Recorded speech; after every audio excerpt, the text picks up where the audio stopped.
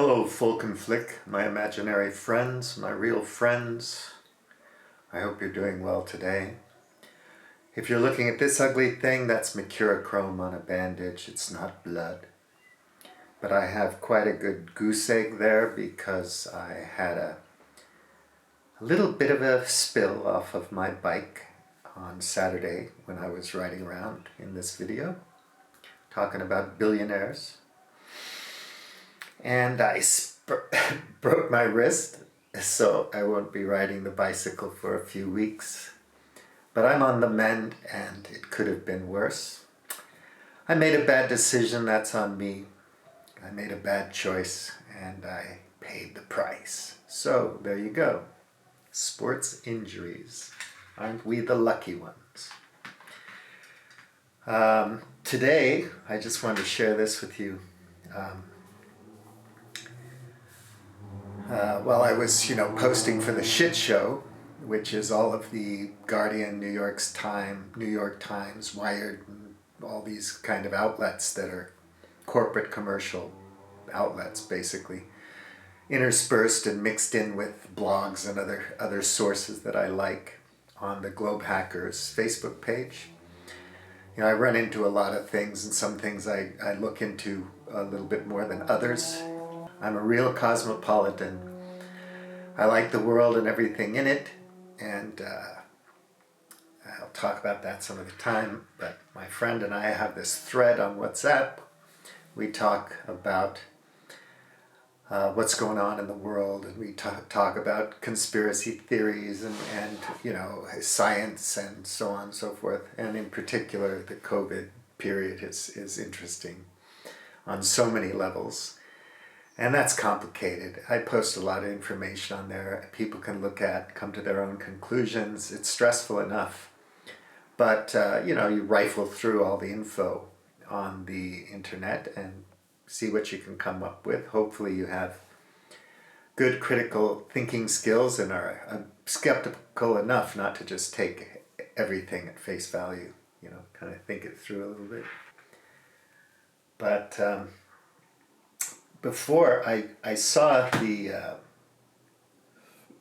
Michael Moore interview on Stephen Colbert, and then I realized he produced a film with another filmmaker called Planet of the Humans, which is a nice takeoff on Planet of the Apes. I'm sure you're all familiar with that one. Anyway, before that we were talking on the Depop Defrag 2020 thread. And this is a little hashtag we came up with along with a whole bunch of other weird ones. And basically the idea is that the players in charge who play the game and who are involved with the rule makers that they buy, obviously, the Congress people and the government people and the movers and shakers and the politicians that work for them, come on, that's the way it works, You got the money, you got the power, you get the women, and then you do what you want to do. And why do you do it? You do it for profit. That's what motivates you. Profit and property and power. That's it. You don't have to go back to the Enlightenment or to political philosophy or to Aristotle or to the age of mystery, Newton's time. The beginning of science. You don't have to think too much. Since the Industrial Revolution and before, it's all been about people exploiting the earth for wealth and property and exploiting each other. That's just the way it is, man. Everybody's angry as hell because they can't go to work and make a buck because they don't have any savings, so they can go shopping and get their stuff, or their haircuts, or their Amazon stuff. They're really pissed. But they're pissed that they can't be consumers.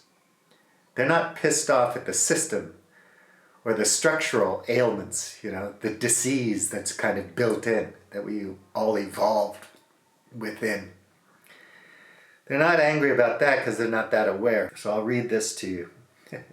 And then I posted it on Facebook. And I thought, once I have a broken wrist, my friends can avoid my goose pecking. on the keyboard where I express my power. Yeah, my fascistic. Hit the streets with my goose stepping, goose pecking keyboard and rant and rave. Nobody reads it.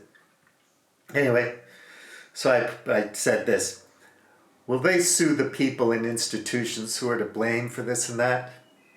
The law. Who are these lawmakers? Who creates the law and why? Property and profit serve the will to power that people are bullied into adopting. Narratives provide the mechanisms for our compliance with the grand myth. Who are they that control the game? They are us. And we are poorly coded, intellectually and spiritually impoverished, to the point where we are incapable of understanding what rebellion means, much less why we should rebel. From top to bottom, 90% vacuous automatons with no free will. One has to learn that before one can see things as they are. Illusions, delusions, and cognitive dissonance are emanations of our fear of power, both of others and of our own. A sad lack of conscientiousness combined with heuristics and biases and our natural propensity to obey our masters bring us all into a state of dis-ease. They are us, and we are all sick. Our species no longer understands its place within nature. But surely the powerful have more agency and know what they are doing. The players know how things work. Rulers are not free. They are simply more comfortable with killing, amazingly adept at rationalizing collateral damage and justifying their brutality until they become psychopaths in community with psychopaths. They play the game they have evolved in with less corporeal resources than a farmer in Mali scratching out a living in the desert, telling stories of great kings crossing continents with caravans of slaves, livestock, and gold. So,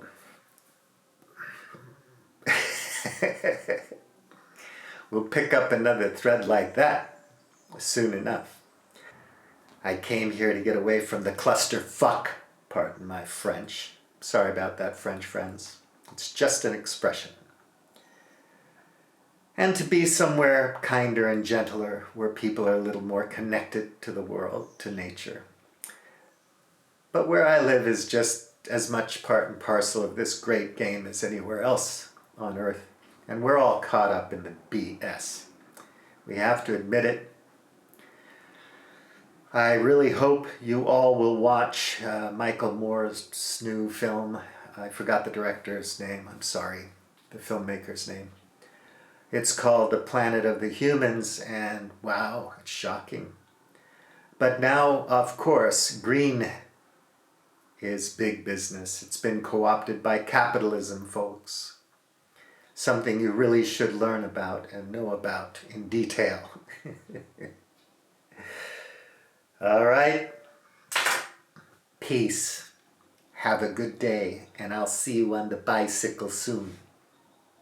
Bye-bye.